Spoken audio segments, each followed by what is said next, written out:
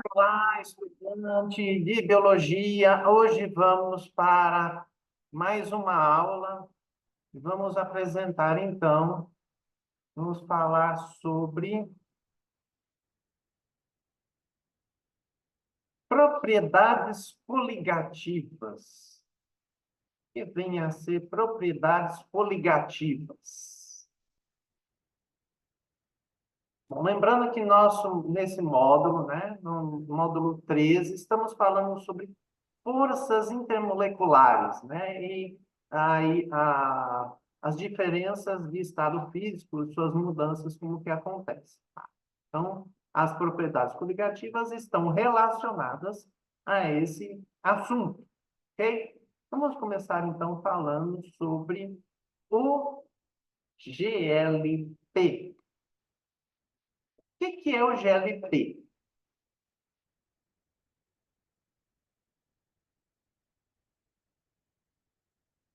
O GLP é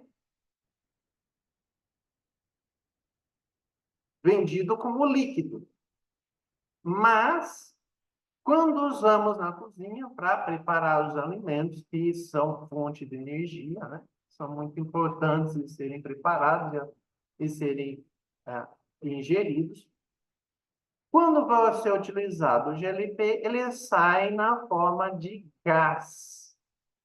Por que ele é líquido dentro do recipiente, como, por exemplo, aí o botijão, né, da figura, e quando abre, ele sai como gás? É como o desodorante também tem aqueles frascos, né? Aerossol, desodorante, que a gente chacoalha assim, né? Agita, ele é líquido. Quando a gente aperta, aí ele espalha, né? Mas ainda sai um líquido ali, né? Mas no caso do botijão só sai gás. Por quê? Vamos primeiro entender o que é GLP. GLP significa a sigla gás liquefeito de petróleo. Tá? Por que gás liquefeito de petróleo? Vamos pensar o seguinte. As substâncias que existem, né, dentro do botijão, que são armazenadas dentro do botijão, são propano e butano principalmente. Na verdade, são um conjunto de substâncias que, em temperatura e pressão ambiente, são gasosas. Por isso, gás, por isso que é chamado de gás. E de petróleo, porque essas substâncias são extraídas exatamente do petróleo. Lembra da destilação fracionada, em que temos várias as frações do petróleo, né? Uma das frações é o gás liquefeito de petróleo, né? Do gás de cozinha.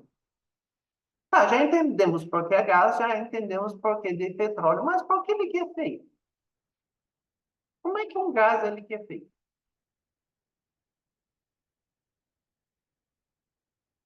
Bom, vamos pensar o seguinte.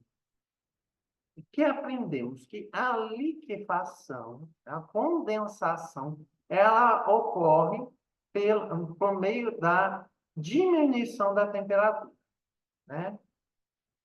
Se a gente olhar aqui o ponto de liquefação, que é o mesmo ponto de ebulição, do propano e do butano, eles estão abaixo da temperatura ambiente, que é em torno de 25 graus. Né? O propano é menos 42 graus, e o butano menos meio grau Celsius, né? O butano ainda é possível liquefazer dentro da geladeira, e o propano ainda tem que colocar num freezer potente aí. Mas a gente tem o gás liquefeito dentro do botijão. Então, não é por conta da diminuição da temperatura. É outro fator que está envolvido na condensação, na liquefação. E que fator que é esse? Vamos analisar como seria com a temperatura para a gente entender. Se fosse a transformação do gás para o líquido por conta da diminuição da temperatura, o que, que acontece? As moléculas no estado gasoso, elas estão todas espaçadas, né? Estão muito livres, e à medida que a temperatura diminui, essas moléculas vão se aproximando cada vez mais. As forças de interação entre elas vão sendo cada vez maiores, inclusive porque elas pedem energia de movimento, exatamente pelo resfriamento, a diminuição da temperatura, elas pedem energia de movimento e aí elas se aglomeram, né? Então, de a força de interação entre as moléculas, elas vão aumentando, tá? Então, o que que acontece? O gás, ele é liquefeito por conta dessa propriedade, tá? Existe aí a aproximação das moléculas para que aumente a força de interação entre elas, tá? Isso pode acontecer, como eu acabei de comentar, diminuindo a temperatura. Porém, o gás de cozinha ele é vendido à temperatura ambiente, então não é por conta da variação da temperatura, ok? É por conta de quê, então? Se a gente determina as variáveis de um gás por conta do volume, da pressão e da temperatura, só pode ser o quê? A pressão. Se eu tiver um balão de festa cheio de gás e comprimi-lo, o que que vai acontecer? O gás, ele permite a compressão. Ele permite com que eu faça com que as moléculas se aproximem umas das outras.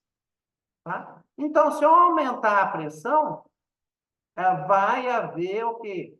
Vai haver a proximidade das moléculas, vai aumentar a força de interação entre elas a ponto de se tornar líquido. Então, é por isso que a gente encontra o propano e o butano na forma liquefeita, tá?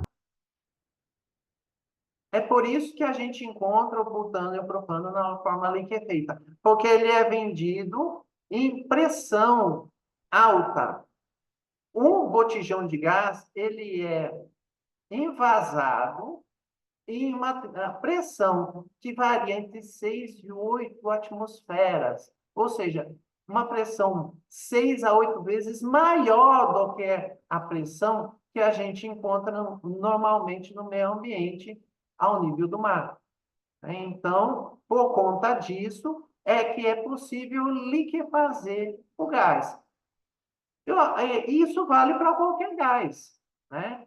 No caso do aerossol que eu falei do desodorante, ele também está comprimido ali, e quando a gente aperta, ele tende a se espalhar, por isso, né? E ele empurra aí o líquido, então por isso que ele tem essa propriedade de spray. Mas isso também vale para qualquer gás, tá? Então, se eu conseguir durante aí a vaporização de água, concentrar o vapor e, né, por exemplo, dentro do balão de festa, e espremê-lo, né, comprimi-lo em uma pressão suficiente, ele pode voltar a ser líquido, tá? Da mesma forma, então, se eu pensar ao contrário, se eu diminuir a pressão, se eu comprimir aí o líquido dentro de uma seringa, por exemplo, e expandir essa seringa, eu vou fazer com que esse processo retorne, né? Eu inverto esse processo de líquido, ele vai para gasoso, porque as moléculas vão estar mais espalhadas. Estando mais espalhadas, ah, se se a distância entre as moléculas for suficiente, elas vão para o estado gasoso, elas sofrem vaporização, ok? Então, isso é um processo natural. Inclusive, ocorre na natureza de forma espontânea, né? Se eu tiver aqui, por exemplo, um recipiente aberto com líquido, as moléculas do líquido estão se agitando e algumas moléculas que estão na superfície, elas podem ganhar velocidade suficiente para passar para o estado de vapor. É a evaporação natural que a gente vê na natureza formar as nuvens, né? A evaporação natural a gente só percebe, por exemplo, deixando um copo de água, uma vasilha de água, aí por vários dias, né, quieta num canto, num recipiente, mesmo longe do sol, a nível de água líquida diminui por conta da evaporação. A gente não enxerga o vapor de água mesmo, mas a gente consegue identificar que evaporou por conta da diminuição do nível de água líquida, né, do líquido. E, inclusive, por isso que tem a formação de nuvens na natureza. Só que esse processo, ele não ocorre naturalmente sem um obstáculo, né? Porque senão a gente nem teria nenhum líquido na natureza, ok? Não é assim? O gás que está sobre o líquido, como é o caso do ar atmosférico, ele exerce uma pressão sobre esse líquido, de modo a dificultar essa evaporação, né? Então, as moléculas do gás, as moléculas, por exemplo, do ar, estão se chocando contra a superfície do líquido, dificultando essa evaporação do líquido, tá? Então, o líquido precisa fazer uma pressão sobre o gás para que ele possa evaporar. De acordo com a força intermolecular que existe no líquido, então, vai haver uma facilidade, uma dificuldade de evaporação, ok? Por exemplo, se eu tiver o etanol puro, ele 100%, ele tem uma volatilidade maior do que a água, ou seja, ele passa para o estado de vapor de uma forma mais fácil. Por isso que o ideal não é utilizar o etanol anidro para asepsia, né? Quando a gente teve a pandemia aí, muito se falou do álcool 70. Por quê? Porque a interação do álcool com a água é maior, permitindo que o álcool fique mais tempo no estado líquido e assim facilitando a asepsia, né? Se o álcool não tem nenhuma mistura de água, ele vaporiza mais rápido. E ele só vai vaporizar porque o gás não exerce pressão suficiente, tá? Se os gases não exercem pressão suficiente, é porque o líquido está exercendo uma pressão suficiente para que ele se vaporize. Por isso a gente chama de pressão de vapor do líquido, tá? É a pressão que o vapor, que é originado do líquido, exerce sobre a superfície, por exemplo, de um gás onde ele esteja. Okay? Então, a pressão de vapor do líquido é que determina a taxa de sua evaporação. E essa pressão de vapor está associada às interações intermoleculares desse líquido. Ok? Então, e como que eu posso, por exemplo, identificar qual seria a máxima pressão que esse líquido poderia exercer? Né? Como que eu posso impedi-lo de evaporar? É tampando o recipiente, né? No recipiente fechado, ele não vai ter como evaporar por completo, né? Nesse recipiente fechado, então, sempre vai existir o gás, porque existe a pressão que o líquido exerce para passar para o estado de vapor, tá? Então, existe essa pressão que ele exerce sobre o gás que existe ali, tá? E o gás vai exercer a pressão de volta.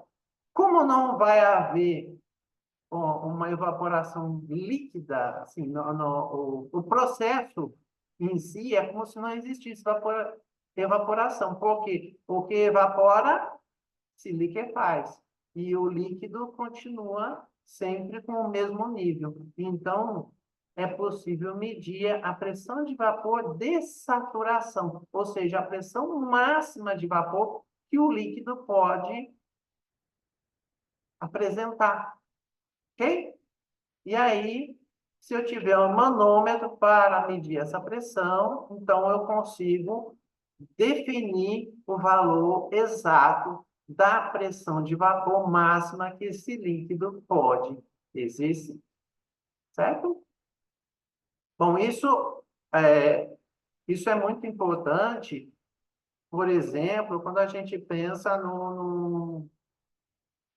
se a gente voltar aqui pensando num sistema aberto, né?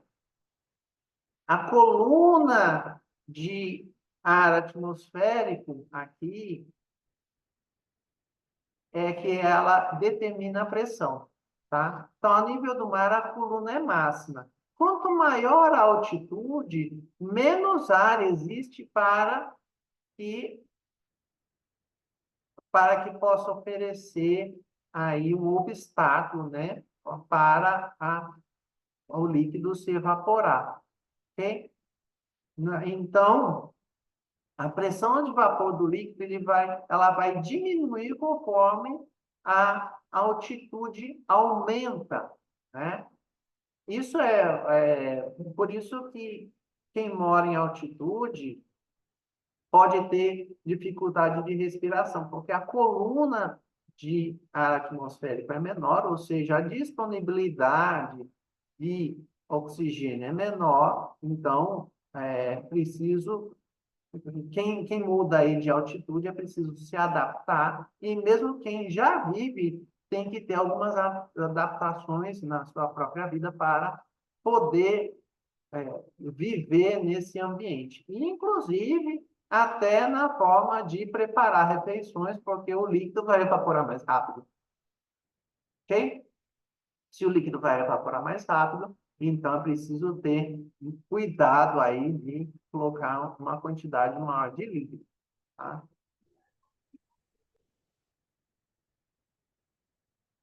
Bom, um- uma situação particularmente interessante para falarmos de pressão de vapor é a utilização da panela de pressão. Quando se utiliza a panela de pressão? Para cozinhar alimentos que são rígidos, né? Que a gente precisa daqueles nutrientes para o bom metabolismo do organismo, né? Do corpo. Porém, eles são muito rígidos quando coletados crus dos vegetais, como é o caso do feijão, né?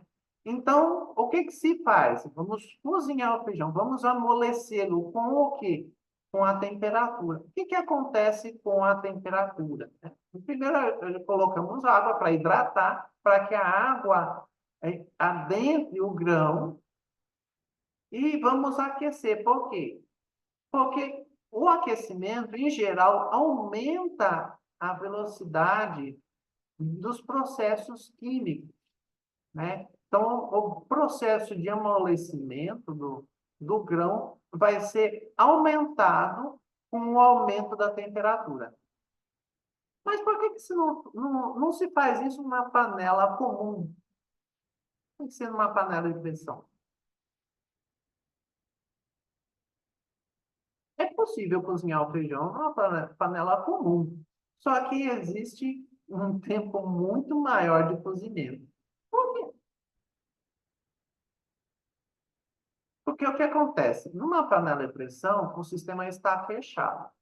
Então, o líquido, ele não tem por onde escapar, então ele vai assumir a pressão de vapor máxima. Se for simplesmente fechado ali, sem alterar nada, a pressão interna é de uma atmosfera, a pressão atmosférica normal, ambiente. Porém, com o aquecimento, o que que acontece? As moléculas se agitam, elas aumentam a velocidade, aumentam o espaçamento entre elas, com isso, a tendência é elas aumentarem de tamanho, de volume, né? Se elas não têm como aumentar de volume, elas começam a pressionar o interior da panela. Ou seja, aumenta a pressão no interior da panela. Isso provoca o quê? Uma dificuldade da água entrar em ebulição. Por quê? Porque ela não tem espaço ali para formar vapor. Porque o vapor ele tem que ter um volume maior do que o líquido. Por isso que existe a válvula aqui de segurança, porque caso exista aí um escape acidental de gás, existe a válvula, né? Aliás, para evitar aí que exista pressão muito alta, que o gás faça a expansão forçada, né? Então existe a válvula para que esse acidente não ocorra, né? Para que seja eliminado parte do gás. Inclusive, essa válvula é mais importante para eliminar parte do gás. Mas o que acontece? Nesse estado, a pressão interna da panela dobra, tá? Ela pode dobrar, ela pode passar de uma atmosfera para 2 atmosferas de pressão.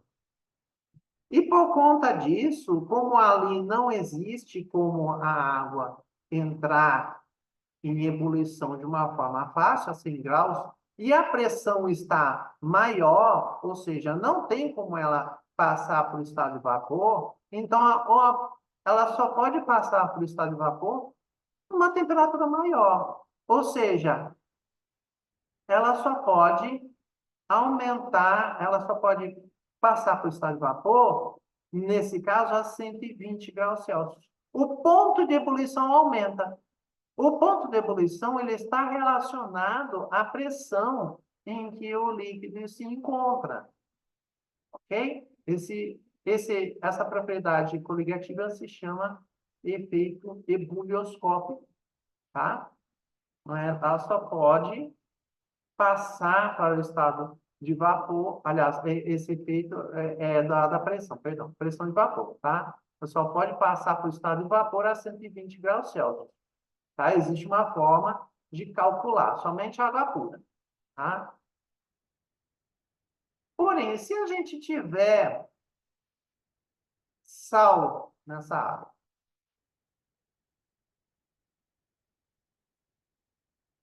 o sal, quando ele está presente na mistura, é como se atrapalhasse a água, né? Porque a água está ali, está na superfície para evaporar. Aí vem o íon do sal interagir com a água. Então, atrapalha a evaporação do líquido. Portanto, também faz com que o ponto de ebulição aumente. Esse é o efeito ebulioscópico. Tá? Então, a pressão, a, a temperatura de ebulição do líquido, ele não só aumenta por conta do aumento da pressão, como também pode aumentar com a adição de um soluto não volátil, tá? Porque aí, se for um volátil, ele vai facilmente passar para o estado de vapor. Mas um soluto não volátil, ele pode atrapalhar, por conta das interações, né, com o líquido, ele pode atrapalhar aí, e realmente atrapalha o processo de evaporação. Então, a água precisa de maior temperatura para entrar no estado de vapor. Ok?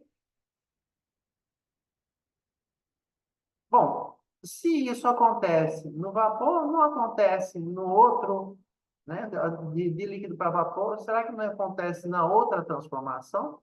Por exemplo, se eu tiver gelo né? Eu quero tomar cerveja bem geladinha esse final de semana. Trincando. Ah, o chopp gelado ali, 0 graus, olha, dá água na boca, né? Ô, menino, eu vou falar, como que eu posso fazer? Eu ponho gelo no sal. Por que eu ponho gelo no sal? Sal no gelo, perdão. Por que eu ponho sal no gelo? Ou então, eu posso também fazer o seguinte, eu posso pegar uma salmoura e colocar no freezer, né? E congelar a salmoura. O que acontece? Imagine o seguinte, se a água está na forma sólida de gelo, né? Ela está aí com as moléculas muito próximas entre si. Não é assim a ideia? Certo? Essas moléculas não têm muita mobilidade, não têm muita movimentação, tá? Se eu coloco sal, qual que é a tendência? O sal não se dissolve na água líquida? Então, se ele se dissolve na água líquida, ele vai tender a ficar dissolvido na água líquida e não no gelo. Ou seja, se eu deixar o sal no gelo, a água vai tender a se fundir, mas ela não vai chegar, não vai precisar chegar a 0 grau para se fundir, porque a tendência ali, a interação do gelo com a água é muito intensa. Então, a água pode se fundir a uma temperatura menor do que 0 grau. Pode chegar até -2 graus, ou até mais abaixo, dependendo da quantidade de sal que eu coloco. Tá? Então, esse é o efeito crioscópico. Eu consigo água líquida mesmo abaixo de 0 graus, 0 graus Celsius. Eu posso tanto conseguir isso por meio da pressão, ok? Se a pressão for diminuída, que a gente já viu lá no diagrama de fases, ok? Dá até para conseguir vapor, diminuindo a pressão, né? Vapor de água, diminuindo a pressão, como colocando sal, porque por causa da interação forte do sal com a água líquida. Tá? Então, com isso, a água líquida, como ela é fluida, ela vai se espalhar mais facilmente. Eu colocando ali a cervejinha, ou menina, ali na água líquida, abaixo de 0 grau, pronto, tá perfeito o fim de semana, né? Curiosidade, a água quando ela está abaixo de grau 4, quando ela forma o gelo, ela forma uma estrutura hexagonal, tá? Ela forma essa estrutura aqui. Então, ela tende a aumentar de volume, né? Ela diminui a densidade. A densidade maior da água é 4 graus Celsius, tá? Isso não tem a ver exatamente com a interação intermolecular, porque é o arranjo que a água assume, tá? E aí a gente tem essa estrutura hexagonal se repetindo.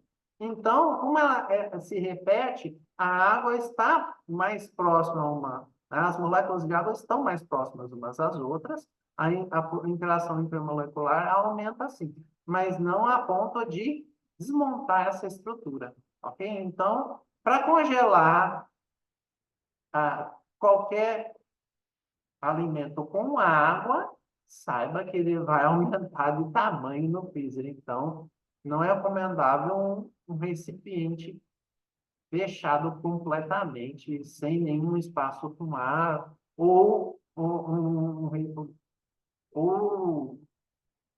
pode ser um recipiente maleável, né? Ele pode ser, por exemplo, um plástico maleável.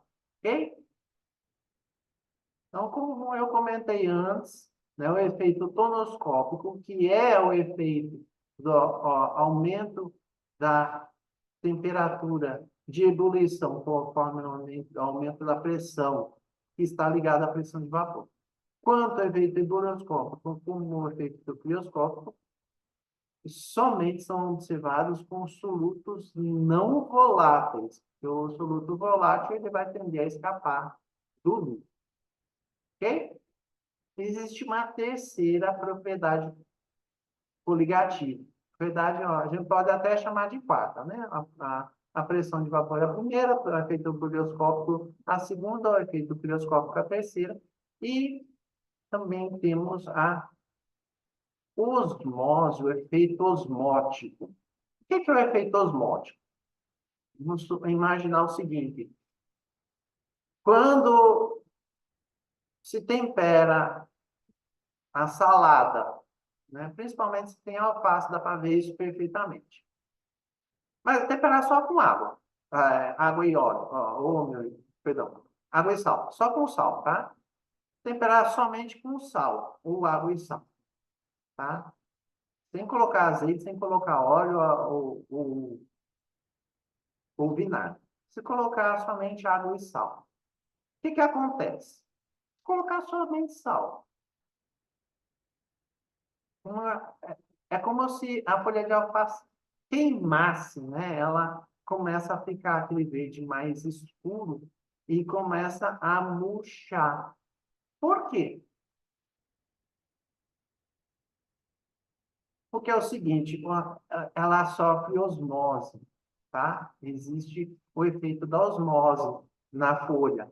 O que é o efeito da osmose? Quando a gente tem uma solução diluída e uma solução concentrada, por exemplo, no sal, a tendência, se a gente tem uma membrana semipermeável, que é o caso da parede celular da alface, a tendência é igualar as concentrações de ambos os lados, certo?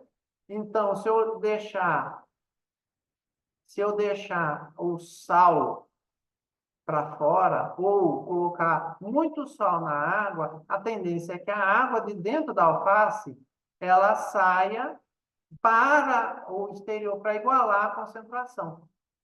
Mas isso só acontece com uma membrana semipermeável, que é o caso da parede celular do vegetal, tá? Então, como existe aí essa parede celular, o sal ele não consegue fazer o caminho inverso, tá? Somente a água. Então, com isso existe o efeito da osmose, e aí o líquido exerce uma pressão chamada de pressão osmótica, que inclusive permite com que exista uma diferença de altura nos líquidos, tá? O processo inverso, se a gente colocar água destilada na alface, também ocorre a osmose, tá? É um processo, é o sentido contrário. É osmose no sentido contrário. A tendência é o quê? É a água adentrar nas folhas de alface e inchá-las. Tá? Então, no primeiro caso, a gente teria a folha de alface na esquerda. Agora, no segundo caso, a gente está na direita. A folha de alface está na direita. Então, tem muito sal na folha de alface e nenhum para fora. Então, a água vai entrar e vai inchar, vai estourar a folha de alface. Ok? Esse processo ele pode ser revertido, né? Se a gente tem água destilada, a gente pode reverter esse processo para conseguir aí também água purificada. Como? Se eu pressionar o líquido para onde a água está indo, tá?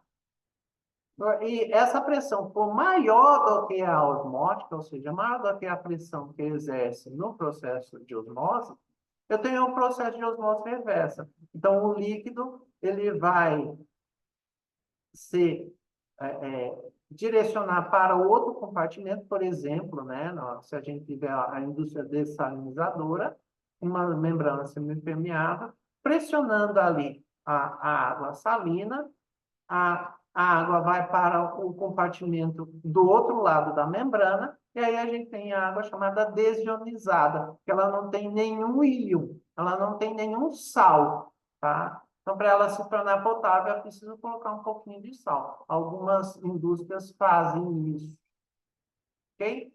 Então, é uma boa alternativa para regiões salinas como é o Nordeste, né? Com um solo muito rico em sal. Então, ao contato com a água fica com uma concentração muito elevada de sais e, portanto, para que esses sais não